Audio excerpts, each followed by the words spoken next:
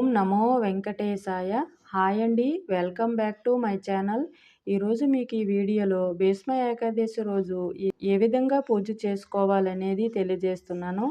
అలాగే భీష్మ ఏకాదశి విశిష్టత గురించి మరియు అలాగే ఈ రోజున భీష్మాచార్యుల వారికి తర్పణం ఎలా వదలాలనేది ఈ వీడియోలో తెలియజేస్తున్నాను. ఇక ముందుగా మనం తలస్నానం చేసి దేవుని మందిరాన్ని శుభ్రంగా ఉంచి విష్ణుమూర్తి ఫోటో పెట్టి నేతి దీపాలను వెలిగించుకోవాలి. అలాగే ఈ రోజున తెల్లని వస్త్రాలను ధరిస్తే చాలా మంచిది.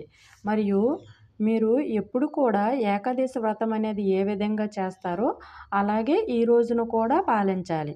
అంటే ముందు రోజు దశమి నాడు సాయంత్రం మొదలుపెట్టి మరుసటి రోజు ఏకాదశి రోజున ఉపవాసం ఉండి రాత్రి జాగరణ చేసి ద్వాదశి రోజున ఉపవాస దీక్ష అనేది విరమించాలి.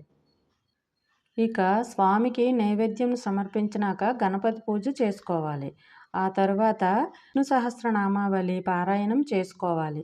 లేదు విష్ణు సహస్రనామావళి చదవలేని వాళ్ళు నేను ఒక శ్లోకం చూపిస్తున్నాను. ఈ శ్లోకమైనా 3 సార్లు చదువుకుంటే చాలా మంచిది.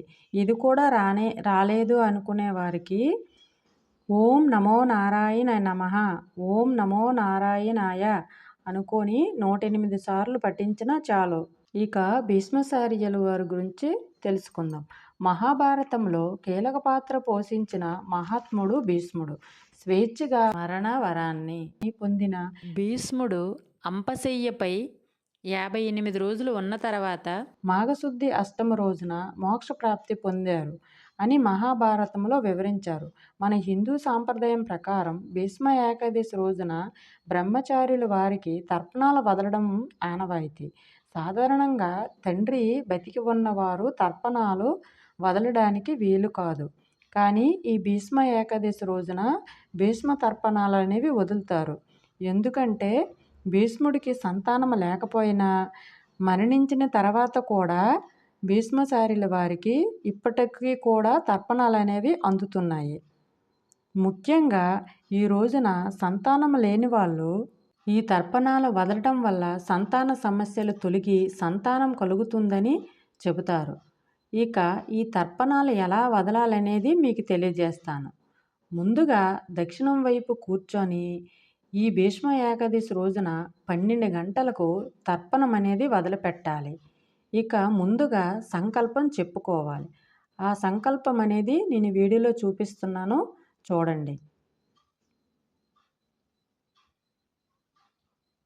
ఆ తర్వాత తిలా తర్పణం చేయాలి.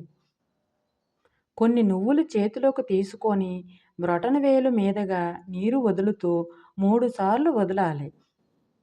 ఇక ఈ వదులుతున్నప్పుడు ఒక శ్లోకాన్ని చెప్పుకోవాలి. ఆ శ్లోకం అనేది నేను వీడియోలో చూపిస్తున్నాను, చూడండి. ఇక ఆ తర్వాత జలతర్పణం అనేది చెయ్యాలి. కొన్ని నీళ్లు దోసిట్లో తీసుకొని 3 సార్లు ఆర్ఘ్యం వదులుతూ ఈ శ్లోకాన్ని చదువుకోవాలి. అది కూడా మీకు వీడియోలో చూపిస్తున్నాను, చూడండి.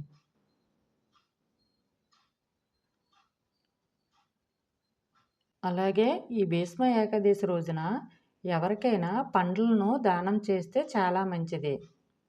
పండ్లను మాత్రమే దానం చేయాలి, అన్నదానాన్ని మాత్రం చేయకూడదు. ఇక ఫ్రెండ్స్, ఈ భీష్మ ఏకాదశి వ్రతం అనేది సంతానం లేని వాళ్ళు నియమనిష్టలతో ఈ వ్రతం అనేది ఆచరించడం వల్ల మరియు ఈ తర్పణం వదలడం వల్ల సంతానం లేని వాళ్ళకి సంతానం కలుగుతుందని పండితులు చెబుతున్నారు. తప్పకుండా ఈ నియమాన్ని పాలించండి. ఇక ఫ్రెండ్స్, నా వీడియో మీకు నచ్చినట్లయితే లైక్ చేయండి, షేర్ చేయండి, సబ్స్క్రైబ్ చేయడం మర్చిపోకండి.